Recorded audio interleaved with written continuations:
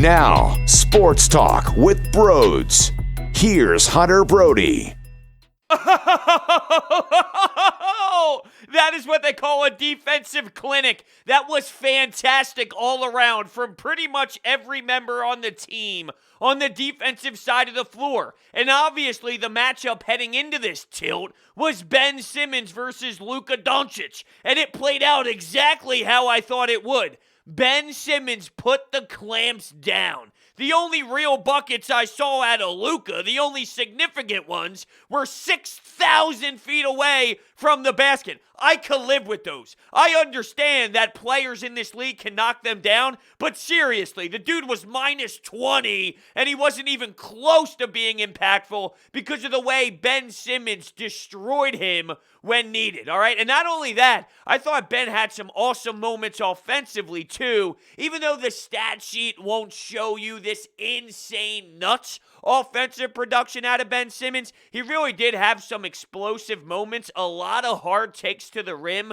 with some fantastic dunks. And not only that, I think you're seeing some growth in that back to the basket game. When you look at Joel Embiid, and I know he had another slower performance, 5 of 20 from the field in this outing, but at this point of the season, we have seen enough out of Joel Embiid where he's done some of the things that he's doing in the past, but it has taken the next level. For example, he's always taken those mid-range jumpers, but it has taken the next level this season. He's always had great footwork, but you've seen it at times take that next step. Just banging down low and utilizing his body on the low block, that has taken a step. And when you watch Ben Simmons, when he's on the block and his back is to the basket, and he does this filthy spinorama, and his footwork and his pivot as he does it, speed, quickness, acceleration, it's unbelievable, and no one can defend that. It's just a beautiful move that I want to see him continue to develop and utilize. There have been plenty of moments where I have screamed from the mountaintops,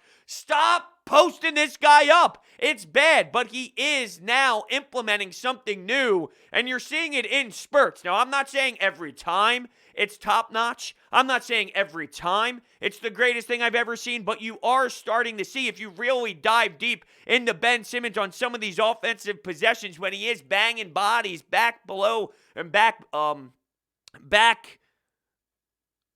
towards the basket. Sorry, I don't know what the hell just happened there. But back towards the basket, it's crazy that there's something there.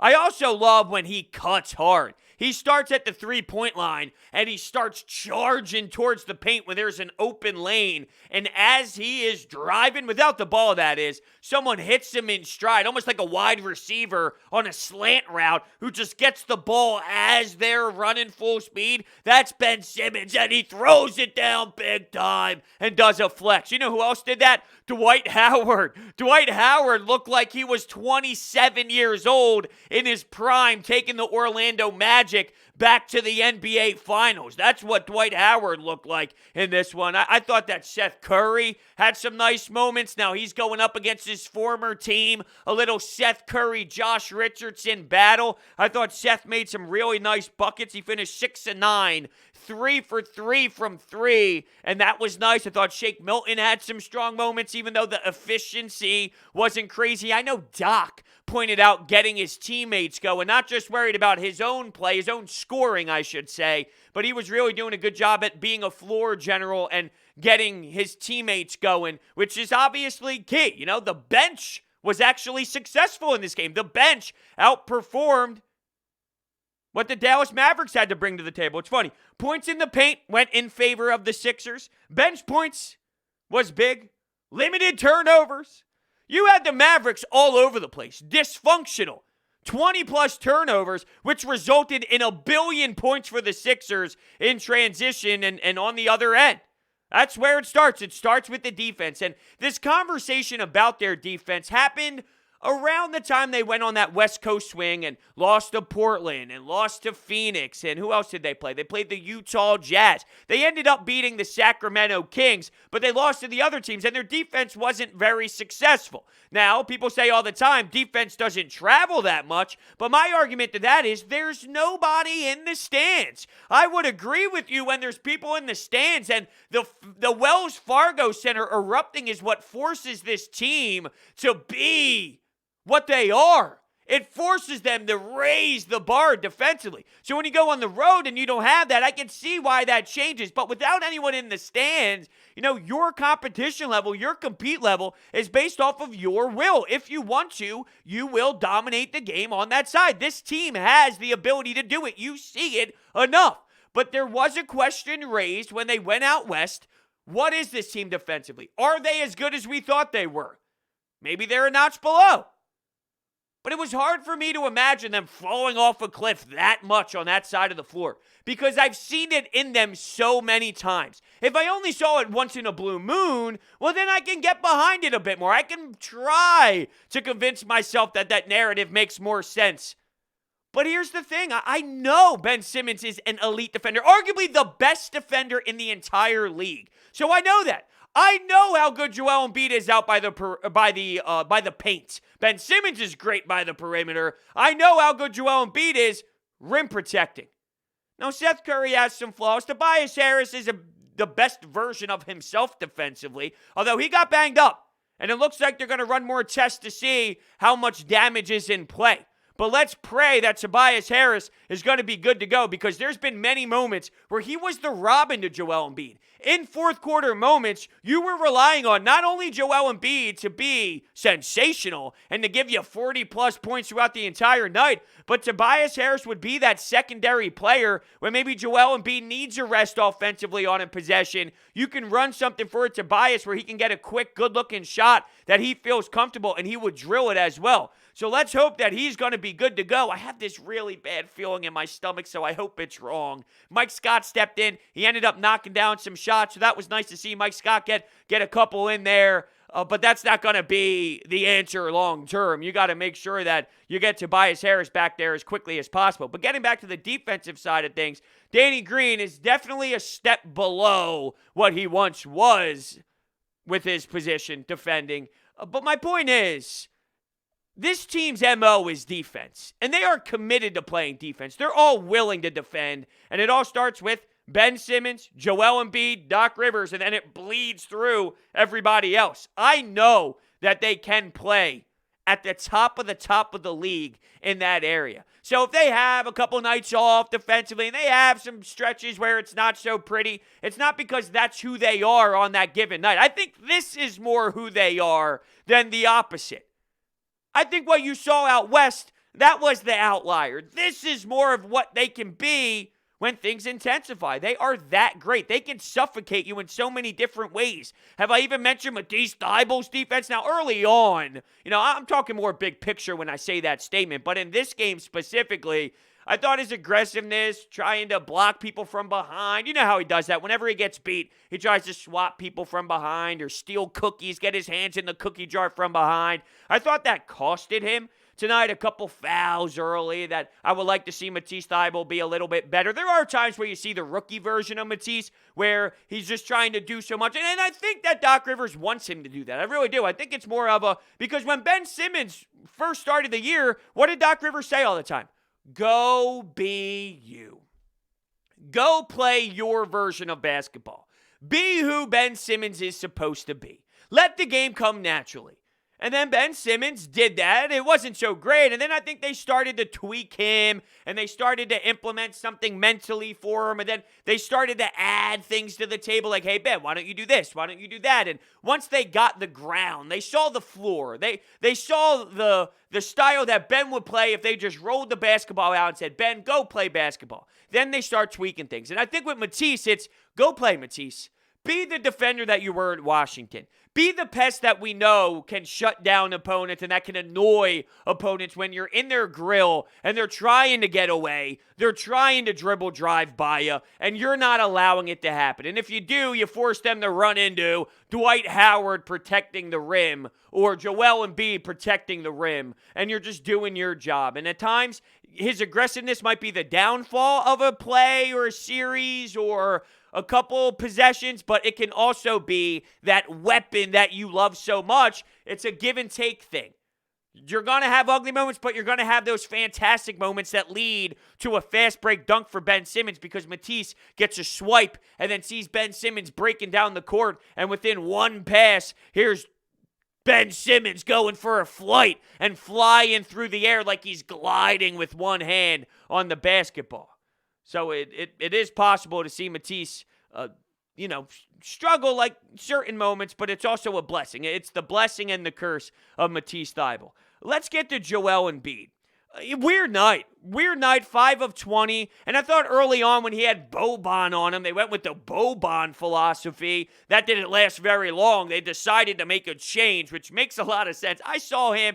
There was that play where he tweaked his ankle, fell to the floor, and Boban was moving real slow. And you could see him trot back. Joel Embiid was running full speed. Here's Boban trying to catch up to him. He looked like this slow old man. I mean, the guy's huge. He's so large. Humans are not supposed to be that tall, that thick, running up and down the basketball floor. But to watch him try and move, it's like he's in slow motion out there. It was ridiculous. But I thought Joel Embiid had the mid-range wide open, and he has constantly knocked that down to this point all season long, and now the shots are not falling. And I sort of want to tie this to what we saw out of Seth Curry early. 62% from three, that's not realistic. Well, what we've seen out of Joel Embiid, 40 points, 37 points, 35 points, wow, it's great. And it is unreal to see that player on your team. You can't do that every night. There are going to be nights where the shots aren't falling. And coming off of these two Toronto games where they swarmed in, they brought 3 guys, they brought 2 guys, and they did it from so many different angles. One would come down from the baseline, another would come down from the 3-point line over by the arc, maybe someone swoops in from the free throw line, maybe they were waiting for Joel Embiid to spin, and as he was spin, they would meet him there right around the paint area. So the Raptors did such a good job at throwing different looks and different concepts at him.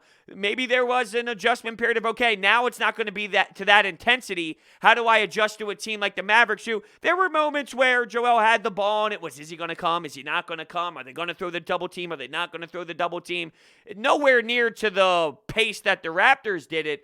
I just wonder if, one, you're seeing a little bit of a reality check, and that's fine. That's normal. That's standard. Players do this all the time. It is okay. It doesn't mean he's not a good player anymore. Let's not take this the crazy way. Let's not take this out of proportion. Joel Embiid's just coming back to reality a little bit, and that's okay. I just wonder how many games it's going to be.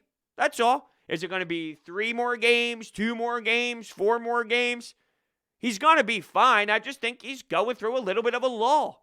You have the All-Star game coming up. Maybe that has something to do with it. I don't know. I'm just personally not putting too much stock into this Embiid funk. I think it's nothing other than the guy has been playing so red hot and so elite that I think at some point it's going to just be a little bit of a clunker. There's plenty of stretches. You just don't watch them to the same degree, but there's plenty of stretches where Kevin Durant has a couple off nights, where James Harden isn't shooting his best, where Kyrie Irving isn't the best version of himself. Hell, when LeBron James can't do it all. Now, that's a different scenario because no Anthony Davis and no Schroeder, so they're missing players, and then you're just demanding this 30-plus-year-old man in LeBron to put all the load on him at this point in his career. That's unfair. But we've seen LeBron have bad moments. Oh, Jason Tatum just had a game where he had 1 rebound, 1 assist. He was so inefficient, but he's still a good player. My point is, while Embiid is going through a little bit of a weird spurt right now, he just has to battle through it. Keep going through it. Learn from this. All of this is a learning experience for the players that you hope to grow into that absolute stud that wins you a championship. All of these moments. You know, the fact that he might go through a 4 or 5 game skid. I want him looking back at this 4 or 5 game skid, and I want this to factor in to something that happens later on in his career. Maybe it's a year down the road. 2 years down the road. But he goes, remember when we played Toronto back in 2021 and they threw me off guard and they threw me off my comfort zone, and then they adapt and they adjust. And I'm saying about the coaching staff and Joel Embiid, when I use that word they come together in film and like, all right, how do we make sure that this doesn't happen again? How do we make sure that when we play this team and when teams give us this look, we will do something else to get you in a better spot, that it will benefit you more? 5 of 20, not the greatest. Did get to the free throw line a bit, though, and drawing fouls like Joel Embiid does. You see that pretty constantly. You know what else I see constantly? Orbit Energy and Power. I see them all over the place here in South Jersey, Philadelphia area, Florida, Delaware, you name it. And with over 20 years of experience in the solar industry, they are home to your solar experts in residential and commercial projects. They are dedicated to making sure your project is completed easily and properly by using high-quality materials and trained professionals to get the job done right. They even take care of all the permitting and fees right there in the office. Their solar program eliminates your electric bill completely by offering flexible financing solutions such as $0 down. In addition, they make sure that you receive all the state and federal incentives available for switching to solar. Their information is all down below. It was nice, though, to see a cruise. You know, it seems like a lot of these games lately, if the Sixers are leading, there's a time where here comes the creep back, here comes the other team coming back and storming back, and it's getting close, and now you're holding on. You might win, but you're holding on. This was a good beatdown. This was a good screw you. This was a good let's unload the bench and have Ben and Joel shooting the shit out by the bench, watching the game, laughing, having a good time. That's what I want to see. You know, that's a big one for me, to not let up, because that has been something that has happened too many times this season, allowing opponents to sneak back in. Not so much tonight. They just forced the victory in their own hands, and they cruised through. They made their shots. They made their three-pointers. They were efficient at times, and it definitely allowed them to go through the Mavericks. Now, the second quarter, that's where things really changed. The first quarter was sloppy. Let's be realistic. It wasn't very entertaining basketball. It was like both teams were really trying to get a feel and get comfortable out there, because it was a mess. It was definitely a version of basketball that wasn't the cleanest, wasn't the smoothest. Then the second happened. That's where the clamps really came in for the Sixers. I didn't know if the Dallas Mavericks knew what to do with the ball at all. When they had it, they were trying to do too much, or they were looking for the wrong play, and they anticipated something to be there where it wasn't because of the team defense by the Sixers. And not only that, they were generating offensively too, scoring 30-plus points in that second quarter and really gathering that separation that really, somewhat put the game away. Now, it's the second quarter. I'm not going to say that is the game. There was a whole half to play that I thought the Sixers did a good job with too. But for the most part, when you think about that separation and the time and the stretch in the game where the Sixers put their footprints on it and they really put their fingerprints on it, it was there in the second on both sides, and you were able to execute from there. So why don't we right now go to the Anytime Hotline to hear what you had to say. If you want to call into the Anytime Hotline, the phone number is 856-442-9805. You can call in after any Philadelphia Sixers games or any game with Philadelphia sports. Leave your reaction. You can make the post-game podcast. So just be aware, you can be on the show. There's no reason not to call in. All right, let's kick it off. I think this was a really solid win that this team needed. They've been in a couple, close and ugly games recently. Feels like it's been a while since they've had a quality blowout, comfortable win where they were able to rest the stars. Joel Embiid continues to struggle. I think he's got to get it together in the mental aspect of the game right now, but I'm not particularly concerned about that. Ben Simmons continues to be aggressive. He had some monster slams. Dwight Howard, little throwback. That was just nice to see. I don't think it's going to be a trend continuing forward, but it was nice. I agree with you. I don't think this is the Dwight Howard that you're going to get consistently now, but that's why I call the roller coaster Dwight Howard the roller coaster Dwight Howard. You get these games, then you get the games where he has 6 fouls in 2 minutes of play with 7 rebounds and 1 point at the charity stripe. It's crazy. It's so inconsistent what you get out of Dwight, but he was crazy tonight. With Joel, I do want to point out the frustration because I saw a play where he was trying to steal a ball. It was a pass by the Mavericks from one side of the court over the half-court line to somebody who was around the elbow or so, 3-point line-ish area, though, and Joel tries to intercept the pass. the ball goes out of bounds, but there was body contact initiated by Joel Embiid, and there was a foul called on him. And you see the reaction, and it looked like he was so bothered by it. And that's the NBA, right? Everyone bitches and complains about calls. But I think based off of his shooting night and based off of the last 3 nights, you could just see that emotion came out, and he is getting annoyed. He is getting bothered. And I want that to be the case. I don't want anyone in this city to be okay with having moments that aren't the best when he knows where he can be and he's not playing at that level. I don't want him to be satisfied with that, so I'm acknowledging that I want him to be fired up inside. But there is a line, right? There is a line of emotion, and I think there are times out there where you do see it based off the body language, and you do see it when he does get fouled and he swings his arms. The classic famous Joel Embiid swings the arms, get to the line. You could see it in his face. You could see it in his body language. Like, he's working. He's trying to earn it. He's trying his best to figure this thing out. He's working through it.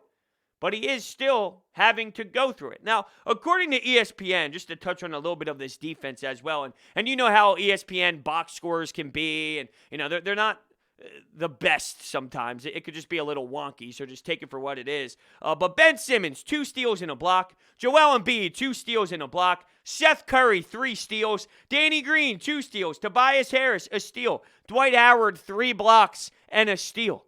That is incredible stuff, really. I mean, that's fantastic.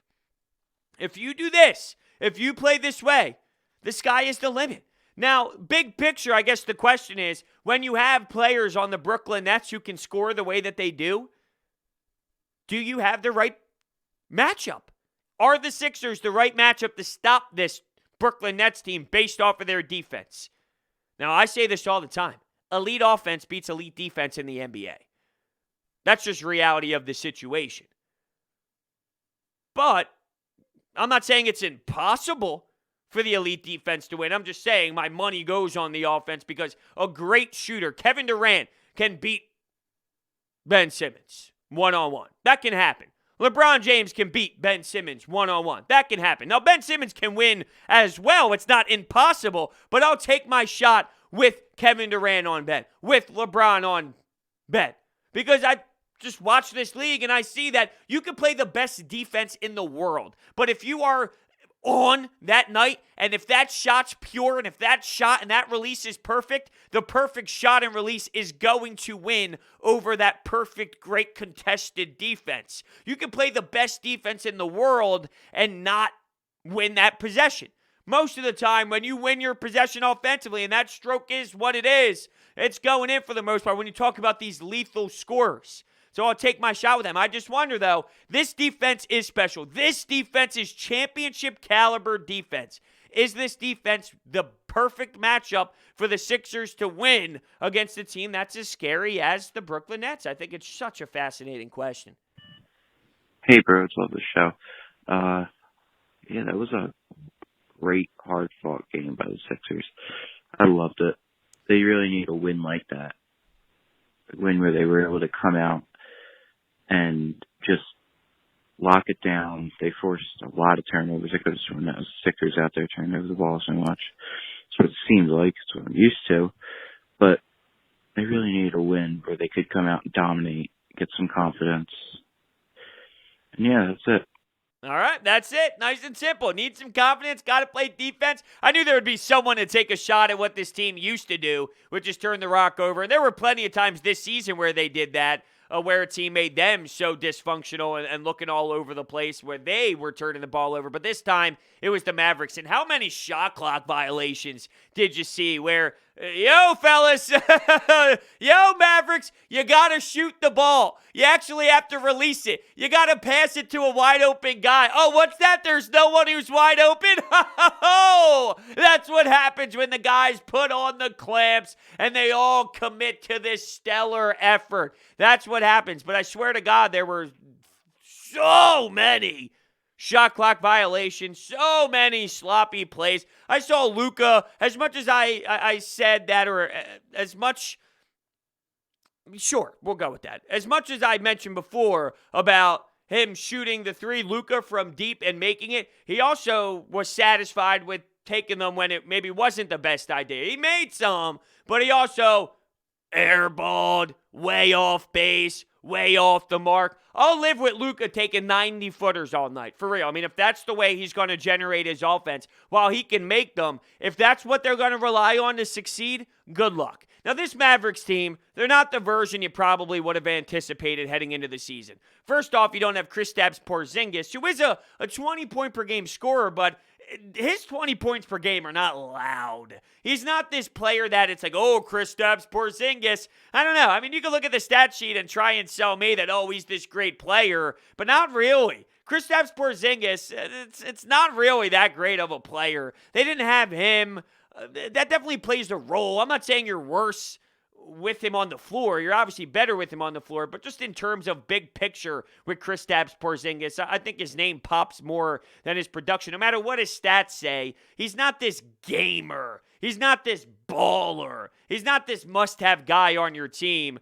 This Mavericks team in general, though, is struggling, and you probably would have thought that they would have been high in the standings. They're now under 500, and they have struggled to stay above water here in a very competitive Western Conference. Yo, Brodes, another good win. Hopefully we can sweep the rest of the schedule before the break. I love how the bench managed to hold on to that big lead in the fourth and secure the win so the starters could get rest. I gotta admit, these games are considerably less fun to watch when Embiid's just getting smothered out there. So I hope opposing teams, maybe just save that for the playoffs or let us play in the regular season, I hate to break it to you. I don't think teams are worried about Sixers fans' mentality watching the game. So I really doubt these coaches are like, you know what we're going to do?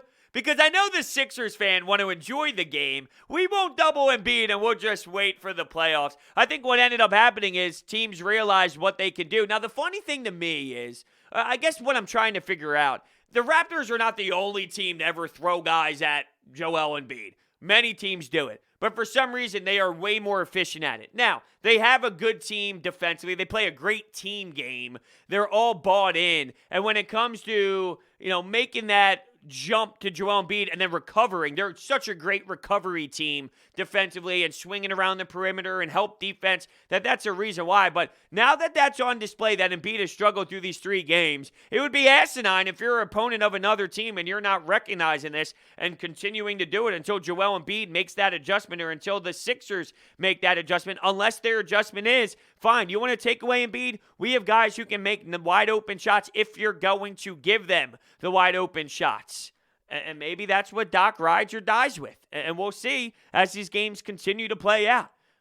Now, you mentioned the games not being fun without Embiid. I understand that 50-burger was so crazy, and watching that game was probably one of the most entertaining regular season games that I've watched in such a long period of time. But I think what makes that so special is the fact that it's not consistent. Like 50 points is crazy. Now, yeah, I mean, watching him drop 37, 35, those games are still fantastic too, and they're enjoyable. So I'm with you there, but I almost am intrigued by this. I almost want to see the adversity hit. How is Joel Embiid going to react to the adversity? It's easy to cruise through and just be you and have no sort of flaws throughout a 72-game season. But I don't want that. I want there to be a struggle internally. I want there to be a little bit of a tough stretch for a guy to see, okay, what is he made of? How is he going to mentally prepare it? What is he going to do differently? What type of work is he going to put in? I want to see this guy tested. The Tampa Bay Lightning 2 years ago, before they won the Stanley Cup, they cruised through the NHL regular season. For what? To get swept by the Columbus Blue Jackets in the first round. They didn't win one playoff game. And Columbus hasn't won a series before. So they never got tested. They would just cruise with ease. I want him to face some adversity. So what are you going to do to get over that hump? Because guess what? The playoffs are going to be tough. It's not going to be easy. You're going to have to battle. So I want to see it. Hey, Brodes, I was just wondering, I was going to throw in a question. How far do you think we can go with this current roster? And do you think we need to acquire someone like a Kyle Lowry? And do you think this game might have proved that? I apologize, by the way. I cut that off real quick there at the end. You didn't get to finish up. But I got the general sense of what you were going for. So with this team and the ceiling, I mean, I think they're at the top of the Eastern Conference. Now, I'm not saying they're the top team. I think the Brooklyn Nets are making a name for themselves. But when I look at this East, there is no Cavaliers led by LeBron James, all right? So I think the Brooklyn Nets are the best team in the East. But to think that the Sixers are out of touch, out of range, that's unfair. But I think they're in the mix with everybody else up at the top. The Sixers, the Nets, the Bucks, I think they're in the mix with those teams. So if it's... They could beat any of these teams in a 7-game series. It doesn't mean they will. It doesn't mean they absolutely will. But I'm just saying, could they? Yeah, I think they could beat any team in the Eastern Conference in a 7-game series. It's not going out on a limb to think that it's possible. So their ceiling is getting to the NBA Finals. Like, I don't think it's that impossible. I think they're in the mix with everyone else. And maybe it's not because the Sixers are perfect. Let's be clear. It's not because I think the Sixers are some dynamite team that has all the boxes clicked, because they have flaws. I think that more tells you about where the Eastern Conference is and where the flaws are on the other teams, more so than, hey, this Sixers team has it. I think all of these teams up at the top have their own issues. Brooklyn has no depth, okay? They have the scoring. They don't have the depth. And the Bucks, they haven't been the best version of themselves. And with the Sixers, the bench depth could be a problem. And if Danny Green and Seth Curry are off, you're going to have trouble. But if they're on, you're going to be great. So it comes down to the consistency of the two shooters in the starting rotation and a little bit of the bench play if they can have one of their better nights led by Shake Milton, and if Dwight Howard can hold his own while Joel Embiid is on the bench. So, each of these teams have flaws. And in terms of Lowry, I do want to try and get Lowry. And I think a big part of that is I also think he'll be here after next season. It's an expiring contract for $30 million. But if you can find a way to keep the Philly guy here, which it seems that he would be okay with that. Look, Philly Ray wants to be in the Philadelphia area. The problem is there's so much you got to give up, expiring contracts, but they don't want that. You got to match the money. The money side is big. So I want him. The money side of this is big because the Raptors, you might have to throw them Danny Green, Tony Bradley, Mike Scott. They don't want those players. That does the Toronto Raptors nothing. So then you got to throw in Matisse or Shake or Tyrese Maxey. Now they're taking on 6 guys and you're getting 1. Now I would honestly be okay with it if Kyle Lowry stays here at age 35, 36, and is a player for this team. If you can swing that, I'm all for it. And I think that does push the needle. But it definitely has to play out where he stays. Because if you just take him on for the rest of the season and you get rid of Matisse, Shake, 2 of these players, now you're significantly hurting in the bench area for the next couple of years just for a sprint with Kyle Lowry. It's a tough decision, though. It's definitely not easy. And, I trust Daryl Morey. That's the thing. Now, you have a guy in here who you can trust and you feel comfortable. When he makes a move, you don't really double guess it. You feel he's got a game plan. You feel he's got it under control, for sure. So, I think that's where we're going to end it today. That was a fun win, though. I enjoyed thoroughly watching the team defend. I know defense isn't a sexy thing. Everyone likes the explosive offense. I loved watching the defense. I love this team slapping the floor and bringing the intensity on that end and really demanding the game from that side of things, for sure. It was beautiful. It was a masterpiece. It was a display of beauty. It was a defensive clinic, for sure. So thank you guys so much for listening to this episode, and I will see you all next time.